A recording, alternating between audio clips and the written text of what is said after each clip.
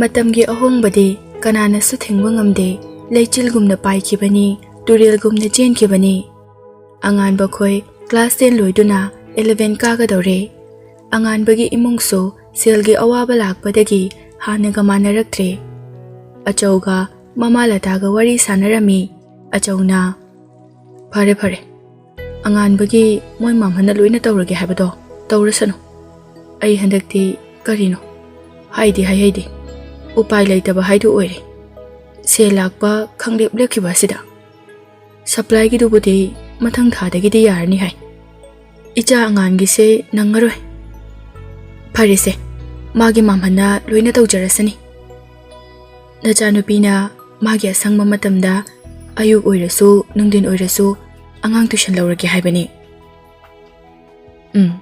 लौशनु इमुंगिसु मतेंग ओइनबा मागिसु knowledge मांगहंदनबा अदु मागी जगोई तंबा चटपदा फरक तारोइद्रो जगोई तंबदी नुंतिगी चटपसु नते चटलसु अयामा मतमदा नुंथिंदा चटपनिना अयुक्ता लौरसु याई मासिलगे हायबनी फरे मपानदगी अंगानबना कौरई इमा सिदला ओ हाइना खुमी अंगानबे स्कूल के एंट्रांस एग्जाम थाबगी फोम खरा पाइरगा ममा मपा की मनाक्ता लाई करंबे स्कूल की लौरे बाबा स्कूल अहुम की लौरे अमदा याद्रसु अमदा यानबा हाइरगा मपा बुंग फोम सिंग अदु पीरगा उतली अचौना फोम सिंग दु येंगलगा फरे परसेंटेज 80 हेनबनिना अमदा हेक्ता यानिदा सेसे फजना मेंसिलो हाइरगा फोम सिंग अदु अंगानबदा अमुक पी अंगानबा मपा बुंगदगे फोम सिंग अदु लौरगा चेचेदी पाबुंगना थिलुरबा थिलुरे विक्टोरिया होगी कॉलेज तनी विक्टोरिया जिना मतौ लेबी पुन्ना कॉलेज के ग्राउंड फमफम दुदा फमलगा वारी सानरमी विक्टोरिया ना हंदक अखोगी बोट निमिसे अईगी जगोगी प्रोग्राम लई थादबा यादो मांदी मतौ लेबी ना ngana amaga yaroidro pung nipan dagi thadaba hongni haibane khongdida ngana chakani su hai yabradi yengage aishu thadaninge jena na matau lebina lelingi soini na pakhat pada loirabane haina matau lebida lakna duna hairei matau lebina nofet tawraga khumna e adu khango moi ahum du punna no e tanja adu da चिंगसांग खोगी ममानबा खरगा Victoria होइदा ममानबा अमगी boat खोंबा चंगलई Victoria दी चिंगसांग उबदा फमदुना ममाई लेथोक्तुना लई चिंगसांग सु वांगांग दे विक्टोरिया दा सौरभने येंगी बोट लेपिबा नुपा अदुना मागी खोंबम थोपा खोमलमलगा कैंटीनदा अचापोचा से लाकपियो हायरमलगा चटख्रे जेनाना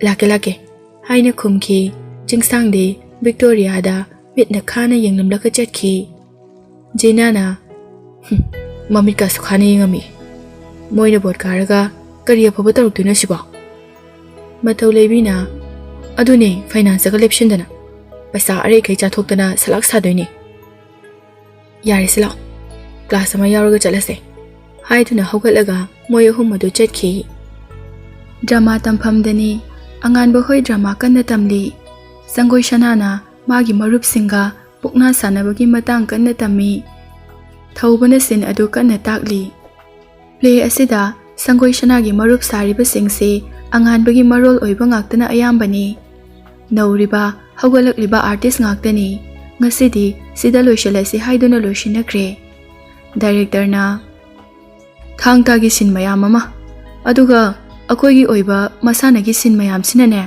ब्लॉकबस्टर अट्रैक्शन ओइहंदुइनी कन्ना होनसिको मखोय लोइशिनदुना अचापोचा किसे हाइदुना स्टेज मथक्ता प्लेटफॉर्म थारिबा अदुदा फमथै थौबदी चा कप अमा पाइरगा लेपी डायरेक्टर अदुना चा थकना थौबदा हाइरई हंदकी मतंग असिदा करीगुंबा खरदी लौबा ngamदोबा मालिना अइंगोंदा इथिल खरा फावी थौबना नोफेट तौरगा अंगांगसिंगसु थवायम यावनो होने award खरदी लौबा ngamदोबा ओइसनो Aka, ay angam honage. Angang ama lepkhalaklaga thawbada hangai. Iyamba, thang si salai gi thang di lei hai. Akhoi class 9 da tamae. Thang ta do. Ado salai gi ta di lei tabra. Thawbana lei. Nangi do phajaba wahang ni. Haina no fet tawraga makha tara e. Salai gi thang di mayamna loina khangnai. Adubu ta di khangna de. Salai gi thangumna ta shu magi salai gi ta le. Maming wathaga loina na phajana lei. Director aduna angang singsisu wakhal di khantaraba janina. Hairaga haifenu e. Angan ba magi kagi chokri da famduna magi coaching class da pirak pa note khara yengi. Angan ba na class ho hobo kuidri test tongin toksale ne. Haina mathanta hairaga coaching class da pirak pa note khara yengi. Ngaihak sum yengambadagi ngasai 11 entrance ki form lawruraga thoglakpada Jolly ubadu ningsing la e. Jolly di form law fam mayam lairiba aduda changkiba nate nakanda leiba office room amada changkibani. Angan bana adu nupido TN gi maths ki tuition da so adum thengnari ne. Aigi notes ta hobaga mana piramine. Kemta phawda bane ba. Ngasi di kainom phawi maawda. Kaigino sina. Haina mathanda khanjai mathanda hangjai. Angan badi nupido Jolly kawe haibasu khangdribani. Masaktusu kainom tawe. Mathaga sabagi mawong tawe. Mathanda khanjai. Victoria na tungdagi kaurei. Bunga. Angan ba famna maningda khangyeng yengthoi. Je.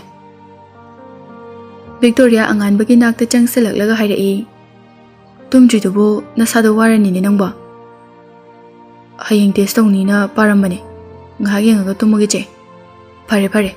Ado nang imaga babunga da 11 gi tuition da revision oina chatlage haibra. Hoi je. 11 di kaishulu busunate revision oina aina khara nungai taba subject to aduda chatlage. 12 to oina phajana chatlage.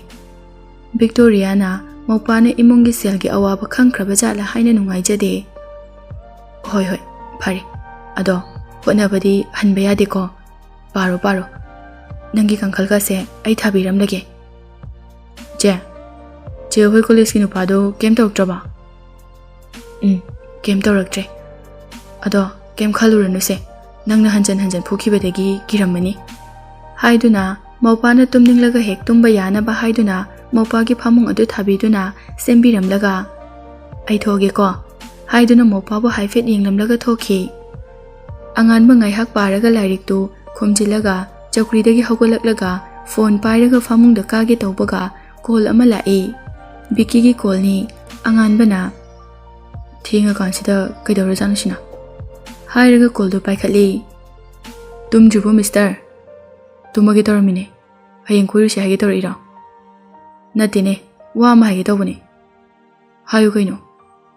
Helena do nangna kem haraktabagi yam nungaitra haine. Kapsu kape tanongna harakpane. Nangka school da tamni hangbiro osu haire. Magi mawongse. Akhoisu hana di mase yaningdabane. Ado mana nangta sengna khanba nungsiba sumale. Pau bigero. Hana ichamna dum message hanaba hanabado adumaina. Angan ba karimata khumlakte. Angan tabro. Tai magi mawong aina yaningdaba khara ubagi aina avoid tawbane. Aigi hojik wakhal chai thokpa yadaba thabak mayam ama leibagi sune. School ga gyan tarakanda phawge. Okay. Tumo. Aishu amaduga waring hak sanaraga tumadamne. Hairaga haifet higatli. Saro. Hairaga call thamne. Angan ba khoigi tournament so numit kunmanga da ngaire. Masina practice asuki matikali. Atai para loina leptuna tournament ki da mai pura onsili. Oja jitin so nungtigi laktuna practice tawba yengshile. Angan ba khoi makhutta chaibiga chungoi ga paina duna ngaihak pothana duna leptuna lei humangna pungcho choli sorga thabet holi. Oja jitena noigi law ayamba yare. Noina kauridabadi akanba lawshingdi aroibagi thamgadabani. Loshilagi hairakanda sizinagadabani. Hojikangi chaibi phunabada player anido chap manana changsinaraga chaibi aniduda pungphuda phunabado ꯑꯩꯈꯣꯏꯒꯤꯗꯤ ꯌꯥꯗꯦ ꯑꯉꯥꯟꯕ ꯈꯣꯏ ꯑꯣꯖꯥꯅ ꯍꯥꯏꯔꯤꯕꯗꯣ ꯂꯦꯞꯂꯒ ꯇꯥꯔꯤ ꯁꯟꯖꯦꯠ ꯅꯪꯒꯤ ꯆꯩꯕꯤ ꯍꯥꯏꯒꯠꯂꯒ ꯄꯥꯛꯊꯔꯒ ꯊꯩꯕꯗꯣ ꯊꯩꯕ ꯋꯥꯠꯂꯤ ꯈꯔ ꯌꯥꯝꯅ ꯑꯧꯔꯥꯏꯈꯤꯁꯤ ꯊꯥ ꯂꯦꯞꯄꯒꯤꯗꯣ ꯁꯤꯖꯤꯟꯅꯒꯗꯕꯅꯤ ꯑꯗꯨꯒ ꯈꯣꯡꯐꯝ ꯍꯨꯔꯥꯜꯂꯒ ꯊꯩꯒꯗꯕꯅꯤ ꯑꯗꯨꯒ ꯅꯥꯀꯟꯗꯒꯤ ꯑꯦꯇꯦꯛ ꯊꯨꯅ ꯆꯪꯒꯗꯕꯅꯤ ꯈꯔ ꯌꯥꯝ ꯑꯧꯔꯥꯏꯈꯤꯁꯤꯀꯣ ꯌꯥꯈꯤꯔꯣꯏ ꯑꯩꯈꯣꯏꯒꯤꯗꯤ ꯅꯣꯛꯑꯥꯎꯠ ꯂꯣꯏꯅ ꯄꯤꯒꯗꯕꯅꯤ ꯍꯥꯏꯅ ꯁꯟꯖꯤꯠꯇ ꯑꯃꯨꯛ ꯌꯦꯡꯂꯒ ꯍꯥꯏꯔꯛꯏ ꯃꯈꯣꯏ ꯄ꯭ꯔꯦꯛꯇꯤꯁ ꯑꯃꯨꯛ ꯍꯧꯈꯤ ꯁꯥꯟꯅꯕ ꯂꯣꯏꯔꯗꯨꯅ ꯑꯉꯥꯟꯕ ꯃꯥꯒꯤ ꯁꯥꯏꯀꯜ ꯊꯧꯗꯨꯅ ꯊꯣꯛꯂꯛꯏ ꯀꯣꯜ ꯑꯃ ꯂꯥꯛꯄꯒꯤ ꯁꯥꯏꯀꯜꯗꯨ ꯈꯥꯝꯂꯒ ꯐꯨꯔꯤꯈꯥꯎꯗꯒꯤ ꯐꯣꯟꯗꯨ ꯂꯧꯊꯣꯛꯂꯒ ꯌꯦꯡꯉꯤ ꯃꯥꯒꯤ ꯃꯝꯍꯟ ꯑꯣꯏꯔꯝꯃꯤ ꯀꯣꯜꯗꯨ ꯄꯥꯏꯈꯠꯂꯒ ꯃꯝꯍꯟ ꯀꯥꯏꯗ ꯂꯩꯒꯦ ꯅꯪꯕꯣ ꯁꯥꯟꯅꯐꯝꯗꯒꯤ ꯊꯣꯛꯂꯛꯇ ꯉꯥꯏꯔꯤꯌꯦ ꯑꯣ ꯍꯌꯦꯡꯗꯣ ꯃꯦꯔꯤꯒ ꯅꯣꯏꯒꯤ ꯁꯥꯟꯅꯐꯝꯗ ꯂꯥꯛꯑꯒꯦ ꯑꯣꯖꯥꯒ ꯋꯥꯔꯤ ꯁꯥꯟꯅꯔꯒ ꯃꯥꯅ ꯇꯝꯒꯦ ꯍꯥꯏꯕꯗꯣ ꯅꯪꯅꯁꯨ ꯈꯔ ꯍꯥꯏꯔꯝꯃꯣ ꯍꯣꯏ ꯃꯃꯟ ꯑꯗꯣ ꯑꯩꯅꯗꯤ ꯇꯥꯛꯄ ꯌꯥꯒꯗ꯭ꯔꯥ ꯈꯪꯗꯦ ꯇꯣꯔꯅꯥꯃꯦꯟꯒꯤ ꯄ꯭ꯔꯦꯛꯇꯤꯁ ꯀꯟꯕꯅꯤꯅ ꯑꯣꯖꯥ ꯖꯤꯇꯦꯟꯅ ꯇꯥꯛꯇꯧ ꯃꯥꯜꯂꯦ ꯀꯩꯁꯨ ꯀꯥꯏꯗꯦꯁꯦ ꯃꯥꯅ ꯈꯪꯅꯤꯡꯕꯗꯣ ꯈꯔ ꯈꯪꯍꯜꯂꯒ ꯂꯣꯏꯔꯦ ꯅꯪꯅ ꯌꯥꯕ ꯇꯟꯖꯥ ꯑꯣꯏꯔꯒꯅ ꯅꯪꯅ ꯁꯨꯝ ꯇꯥꯛꯄꯤꯌꯨ ꯍꯣꯏ ꯃꯃꯟ ꯐꯔꯦ ꯐꯔꯦ ꯊꯝꯃꯣ ꯊꯝꯃꯣ ꯍꯥꯏꯗꯨꯅ ꯀꯣꯜ ꯑꯗꯨ ꯊꯝꯗꯨꯅ ꯑꯉꯥꯟꯕꯁꯨ ꯁꯥꯏꯀꯜ ꯊꯧꯗꯨꯅ ꯆꯠꯈꯤ ꯅꯨꯃꯤꯠ ꯈꯔꯅꯤ ꯍꯧꯈꯤꯗꯨꯅ 11ꯒꯤ ꯑꯦꯟꯇ꯭ꯔꯥꯟꯁ ꯇꯦꯁ ꯇꯧꯅꯕꯒꯤ ꯅꯨꯃꯤꯠ ꯌꯧꯁꯤꯟꯅꯔꯛꯂꯦ ꯍꯌꯦꯡ ꯁ꯭ꯀꯨꯜ ꯑꯃꯒꯤ 11ꯒꯤ ꯑꯦꯟꯇ꯭ꯔꯥꯟꯁꯅꯤ ꯍꯥꯏꯕꯒꯤ ꯅꯨꯡꯗꯥꯡꯗꯅꯤ ꯑꯉꯥꯟꯕꯒ ꯕꯤꯀꯤꯒ ꯐꯣꯟꯗ ꯋꯥꯔꯤ ꯁꯥꯟꯅꯔꯤ ꯕꯤꯀꯤꯅ ꯍꯌꯦꯡꯅ ꯍꯔꯕꯥꯔꯠꯀꯤ ꯂꯩꯔꯦ ꯍꯥꯡꯆꯤꯠꯅ ꯀꯣꯃꯦꯠꯀꯤ ꯍꯌꯦꯡꯒꯤꯁꯦ ꯅꯨꯡꯗꯥꯡ ꯑꯗꯨꯝ ꯍꯥꯏꯗꯣꯛꯇꯧ ꯃꯥꯜꯂꯦ ꯍꯥꯏꯗꯣꯛꯄꯗꯤ ꯃꯣꯏꯒꯤ ꯋꯦꯕꯁꯥꯏꯠꯇ ꯍꯥꯏꯗꯣꯛꯇꯧꯕ ꯃꯥꯜꯂꯦ ꯕꯤꯀꯤꯅ ꯃꯣꯏ ꯋꯦꯕꯁꯥꯏꯠꯇ ꯍꯥꯞꯄꯛꯇꯣꯏꯅꯦ ꯍꯌꯦꯡꯒꯤꯁꯦ ꯈꯜꯂꯛꯑꯗꯤ ꯑꯇꯩ ꯊꯥꯗ꯭ꯔꯁꯨ ꯌꯥꯔꯦ ꯍꯌꯦꯡꯒꯤꯁꯦ ꯈꯜꯂꯛꯑꯗꯤ ꯑꯇꯩ ꯊꯥꯔꯔꯣꯏ ꯑꯗꯨꯝ ꯇꯝꯃꯅꯤ ꯕꯤꯀꯤꯅ ꯁꯔꯤꯞꯀ ꯄ꯭ꯔꯀꯥꯁꯀ ꯄꯥꯏꯈꯣꯝꯕ ꯃꯣꯏ ꯑꯍꯨꯝꯗꯤ ꯍꯌꯦꯡ ꯊꯥꯔꯔꯣꯏꯌꯦ ꯑꯇꯣꯞꯄꯗ ꯊꯥꯗꯧ ꯃꯥꯜꯂꯦ ꯃꯣꯏꯗꯤ ꯄꯨꯟꯗꯧ ꯃꯥꯟꯗ꯭ꯔꯦ ꯑꯉꯥꯟꯕꯅ ꯑꯗꯨꯕꯨꯗꯤ 11 ꯀꯥꯟꯅꯔꯛꯑꯗꯤ ꯈꯔ ꯆꯥꯏꯊꯣꯛꯅꯕ ꯍꯧꯔꯅꯤ ꯗꯦꯕꯆꯥꯟꯗꯤ ꯍꯌꯦꯡ ꯑꯗꯨꯝ ꯊꯥꯗꯣꯏ ꯅꯠꯇ꯭ꯔꯣ ꯕꯤꯀꯤꯅ ꯃꯥꯗꯤ ꯊꯥꯅꯤꯌꯦ ꯅꯨꯡꯉꯥꯏꯕꯅꯤꯅꯦ ꯍꯥꯏ ꯁ꯭ꯀꯨꯜ ꯂꯥꯏꯐꯇꯣ ꯍꯥꯏꯔꯒ ꯅꯣꯛꯏ ꯑꯉꯥꯟꯕꯅ ꯅꯨꯡꯉꯥꯏꯕ ꯃꯦꯃꯣꯔꯤ ꯃꯌꯥꯝꯒ ꯑꯗꯨꯝ ꯂꯣꯏꯁꯤꯟꯈꯤ ꯍꯧꯖꯤꯛ ꯃꯦꯃꯣꯔꯤ ꯑꯅꯧꯕ ꯑꯃꯨꯛ ꯁꯦꯝꯃꯅꯤ 11-12 ꯆꯍꯤ 2 ꯈꯛꯅꯤ ꯈꯪꯍꯧꯔꯔꯣꯏꯗ ꯄꯣꯠꯅꯤꯗ ꯑꯉꯥꯟꯕ ꯋꯥꯈꯜ ꯑꯃ ꯈꯜꯂꯛꯄꯗꯒꯤ ꯀꯩꯅꯣꯝ ꯍꯪꯒꯦ ꯀꯩꯗꯧꯔꯒꯦ ꯑꯩꯈꯣꯏ 10ꯒꯤ ꯃꯦꯠꯁꯀꯤ ꯇ꯭ꯌꯨꯁꯟꯗꯅꯦ ꯇꯝꯃꯤꯟꯅꯕ ꯅꯨꯄꯤ ꯑꯃ ꯃꯁꯝ ꯃꯌꯥꯝꯗꯒꯤ ꯈ꯭ꯋꯥꯏꯗꯒꯤ ꯍꯦꯟꯅ ꯁꯥꯡꯕ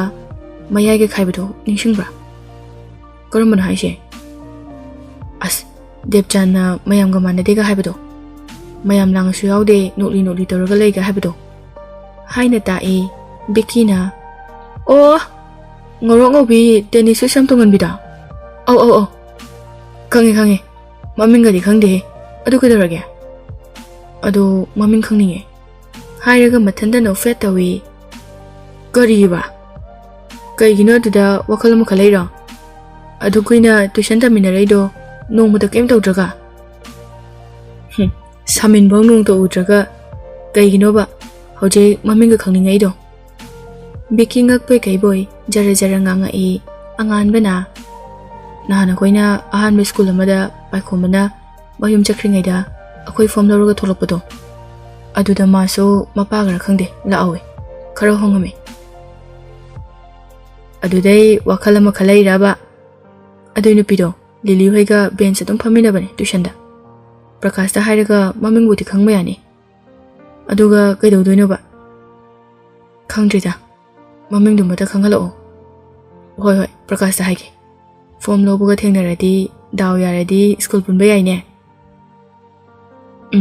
ꯃꯤꯡꯗꯨꯇꯪ ꯈꯪꯗꯣꯔꯛꯎꯀꯣ ꯍꯣꯏ ꯈꯪꯗꯣꯛꯆꯔꯛꯀꯦ ꯅꯪ ꯁꯤꯗꯤ ꯏꯕꯨꯡꯉꯣ ꯑꯦꯅꯥꯂꯥꯏꯁ ꯇꯧꯕꯗ ꯋꯥꯕ ꯃꯤꯑꯣꯏ ꯇꯧꯔꯗꯅ ꯑꯃꯗꯤ ꯐꯖꯔꯅꯤ ꯍꯥꯏꯔꯒ ꯍꯌꯦꯡ ꯊꯦꯡꯅꯔꯁꯤ ꯍꯥꯏꯅꯔꯒ ꯐꯣꯟ ꯊꯝꯅꯩ ꯕꯤꯀꯤꯅ ꯑꯃ ꯍꯥꯏꯔꯤꯕꯗꯨ ꯍꯦꯂꯦꯅꯥꯕꯨꯅꯤ ꯀ꯭ꯂꯥꯁ 11ꯒꯤ ꯑꯦꯟꯇ꯭ꯔꯥꯟꯁ ꯑꯦꯛꯖꯥꯝ ꯅꯨꯃꯤꯠꯅꯤ ꯑꯉꯥꯟꯕ ꯗꯦꯕꯆꯥꯟ ꯕꯤꯀꯤ ꯃꯣꯏ ꯑꯍꯨꯝ ꯑꯦꯟꯇ꯭ꯔꯥꯟꯁ ꯑꯦꯛꯖꯥꯝ ꯑꯗꯨ ꯊꯥꯕ ꯂꯥꯛꯂꯝꯃꯤ ꯒꯦꯠꯇ ꯑꯦꯗꯃꯤꯠ ꯀꯥꯔꯗ ꯆꯦꯛ ꯇꯧꯔꯒ ꯁ꯭ꯀꯨꯜ ꯑꯗꯨꯗ ꯆꯪꯂꯛꯏ ꯕꯦꯔꯥꯟꯗꯥꯗ ꯀꯥꯈꯠꯂꯛꯂꯒ ꯅꯣꯇꯤꯁ ꯕꯣꯔꯗꯇ ꯔꯨꯝ ꯌꯦꯡꯂꯒ ꯊꯣꯛꯂꯛꯏ ꯑꯉꯥꯟꯕꯗꯨ ꯒꯦꯠꯇ ꯑꯃꯨꯛ ꯍꯥꯏꯐꯦꯠ ꯌꯦꯡꯂꯝꯃꯤ ꯃꯅꯨꯡ ꯆꯪꯂꯛꯄꯗꯁꯨ ꯃꯉꯛ ꯂꯩꯗꯨꯅ ꯀꯣꯌꯦꯡ ꯌꯦꯡꯉꯤ ꯎꯗ꯭ꯔꯕꯣ ꯎꯗꯦꯅꯦ. ꯗꯦꯕꯆꯥꯟꯅ ꯀꯅꯥꯅꯣ? ꯍꯣꯔꯦꯟ ꯍꯥꯏꯔꯒꯦ. ꯃꯣꯏ ꯑꯍꯨꯝꯗꯣ ꯔꯨꯝ ꯑꯃꯗ ꯄꯨꯂꯞ ꯇꯥꯔꯦ. ꯆꯪꯂꯛꯇꯨꯅ ꯐꯝꯅꯔꯦ. ꯑꯦꯛꯖꯥꯝꯁꯨ ꯍꯧꯈ꯭ꯔꯦ. ꯂꯣꯏꯔꯒ ꯊꯣꯛꯂꯛꯄꯗ ꯖꯣꯂꯤꯒꯤ ꯃꯃꯥꯟꯅꯕꯤ ꯈꯔ ꯎꯏ. ꯅꯪꯅ ꯍꯥꯏꯕ ꯅꯨꯄꯤꯗꯨꯒꯤ ꯃꯃꯥꯟꯅꯕꯤ ꯈꯔ ꯑꯁꯤꯗ ꯂꯩꯔꯦ. ꯍꯪꯁꯤꯔꯣ? ꯍꯥꯏꯅ ꯑꯉꯥꯟꯕꯗ ꯍꯥꯏꯔꯛꯏ. ꯍꯪꯉꯒꯨꯝꯁꯦ. ꯂꯤꯂꯤ ꯌꯥꯎꯔꯗꯤ ꯍꯪꯕ ꯌꯥꯕ. ꯗꯦꯕꯆꯥꯟꯅ ꯑꯁ ꯅꯣꯏ ꯍꯥꯏꯅꯩꯗꯣ ꯑꯩ ꯒ꯭ꯌꯥꯟ ꯑꯝꯇ ꯇꯥꯗ꯭ꯔꯦ. ꯑꯉꯥꯟꯕꯒ ꯕꯤꯀꯤꯒ ꯅꯣꯛꯏ. ꯕꯤꯀꯤꯅ ꯀꯦꯐꯦ ꯑꯃꯗ ꯆꯪꯂꯨꯁꯦ. ꯑꯗꯨꯒ ꯐꯖꯅ ꯍꯥꯏꯔꯒꯦ. ꯍꯥꯏꯔꯒ ꯗꯦꯕꯆꯥꯟꯒꯤ ꯂꯦꯡꯖꯨꯝꯗ ꯀꯣꯜꯂꯒ ꯃꯣꯏ ꯑꯍꯨꯝꯗꯣ ꯁ꯭ꯀꯨꯜ ꯑꯗꯨꯗꯒꯤ ꯊꯣꯛꯈꯤ. ꯅꯨꯡꯗꯥꯡꯗꯅꯤ. ꯉꯁꯥꯏ ꯑꯉꯥꯟꯕ ꯈꯣꯏꯅ ꯊꯥꯔꯨꯕ 11 ꯑꯦꯟꯇ꯭ꯔꯥꯟꯁ ꯑꯦꯛꯖꯥꯝ ꯑꯗꯨ ꯍꯥꯏꯗꯣꯛꯇꯨꯅ ꯑꯉꯥꯟꯕ ꯈꯜꯂꯦ. ꯕꯤꯀꯤꯒ ꯗꯦꯕꯆꯥꯟꯒꯁꯨ ꯈꯜꯂꯦ. ꯃꯣꯏ ꯑꯍꯨꯝ ꯄꯨꯟꯅ ꯇꯝꯂꯁꯦ ꯍꯥꯏꯅꯔꯦ. ꯑꯉꯥꯟꯕ ꯈꯣꯏꯒꯤ ꯁꯥꯟꯅꯐꯝꯗꯅꯤ ꯐ꯭ꯔꯦꯟꯁ ꯗ꯭ꯔꯥꯃꯥꯇꯤꯁ ꯃꯦꯔꯤꯗꯣ ꯂꯥꯛꯇꯨꯅ ꯑꯉꯥꯟꯕꯒꯤ ꯁꯤꯟꯇꯥꯛꯄꯨꯔꯦꯜ ꯑꯣꯖꯥ ꯅꯔꯥꯗꯒꯤ ꯊꯥꯡꯇꯥꯒꯤ ꯃꯔꯝꯗ ꯋꯥꯍꯪ ꯀꯌꯥ ꯍꯪꯉꯤ. ꯑꯉꯥꯟꯕꯒꯤ ꯃꯥꯝꯍꯟ ꯁꯔꯠꯀꯤ ꯑꯦꯁꯤꯁꯇꯦꯟ ꯔꯣꯕꯔꯠꯁꯨ ꯌꯥꯎꯔꯤ. ꯃꯥꯁꯨ ꯃꯦꯔꯤꯒꯤ ꯃꯅꯥꯛꯇ ꯆꯧꯀ꯭ꯔꯤꯗ ꯐꯝꯗꯨꯅ ꯑꯣꯖꯥ ꯅꯔꯥꯅ ꯍꯥꯏꯔꯤꯕꯁꯤꯡ ꯑꯗꯨ ꯇꯥꯔꯤ. ꯑꯣꯖꯥ ꯅꯔꯥꯅ ꯃꯩꯇꯩꯂꯣꯟꯗ ꯍꯥꯏ, ꯊꯧꯕꯅ ꯏꯪꯂꯤꯁꯇ ꯍꯟꯇꯣꯛꯏ. ꯃꯦꯔꯤꯅ ꯗꯣꯀꯨꯃꯦꯟꯇꯦꯁꯟ ꯇꯧꯕꯅꯤ. ꯃꯦꯔꯤꯅ ꯑꯈꯟꯅꯅ ꯑꯉꯥꯟꯕꯗꯒꯤ ꯈꯔ ꯇꯝꯅꯤꯡꯉꯤ ꯍꯥꯏꯕꯗꯒꯤ ꯇꯣꯔꯅꯥꯃꯦꯟꯠꯀꯤ ꯄ꯭ꯔꯦꯛꯇꯤꯁ ꯂꯣꯏꯔꯒ ꯑꯣꯖꯥ ꯅꯔꯥꯅ ꯑꯉꯥꯟꯕꯗ ꯃꯦꯔꯤꯕꯨ ꯂꯩꯇꯦꯡ ꯊꯥꯡꯍꯥꯏꯒꯤ ꯕꯦꯁꯤꯛ ꯈꯔ ꯇꯥꯛꯍꯜꯂꯤ. ꯊꯥꯡꯇꯥꯒꯤ ꯈꯨꯖꯦꯡ ꯂꯩꯕ ꯍꯥꯏꯕꯁꯦ ꯍꯩꯇꯕ ꯌꯥꯗꯕꯅꯤ. ꯈꯨꯖꯦꯡ ꯂꯩꯕ ꯇꯥꯛꯂꯝꯃꯤ. ꯃꯦꯔꯤꯅ ꯍꯪꯂꯛꯏ. ꯃꯦꯔꯤꯅ this wrist twisting khujeng laiba is also included in Manipuri traditional dances. Is Manipuri dance and Thangta have any relation? Anganbana, yes, it's closely related from time of origin. From the magical time, as Matisse also said that Thangta is our parent art, not just an art. Thangta is our complete education. Anganbana khujeng laiba adu Mary da khutum tahanduna laihali aduga anganbana hairi. For Thangta, you have to cleanse first while performing khujeng laiba. This is the one that is different from that of dance. Haina tae Robert so leptana yengli, boycha hoi su yengli. Nungdang dani anganba mapabungga wari sanarame achongna. Admission di hangchito. Noi mama laklaga tawragi hairi hai. Nangi tournament di numit kyani da ngaire. Numit kunni da ngaire. School kaba ki haubugi matam tadong maline. Yani da. School da su hainaraga yani. Ohoy pabong, adugi di arrive nida. Victoria na Biki hoiga punna tamdai natro. Ohoy che, Biki ka Debchan ga akoy hum di pulani. Pakhomana ko meta. Sarip ka Prakash ka di ay sardi da tadong wale. O, pakhombo hoy di harbat da thadro. Thade, talli. Prakash di silong da tamnin taramane. Amuk tamarui. Achaw na, chiche, nangi paikana kayang wali ba? Haina Victoria da hanglai. Election se hegloi baka routine tholani. Kana pau ko, noi college ki botu su adum thadabiyo. Thadara da babu, namitu su aigi jawai ki program lai. Mama latana thoklaklaga hairai. Chak se khara thongoi bema. Oi ma, kai thongai no. Kobi hekta thongjilo. Hojupok chak thongdriba. Haina anganbana hairai. Anganba magi kada oja jitina taklakhiba laudo sum kabak aurairi.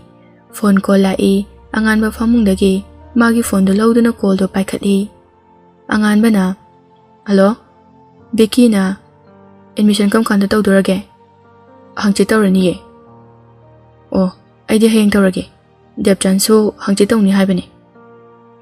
Oh, paikombadi komita tare haine.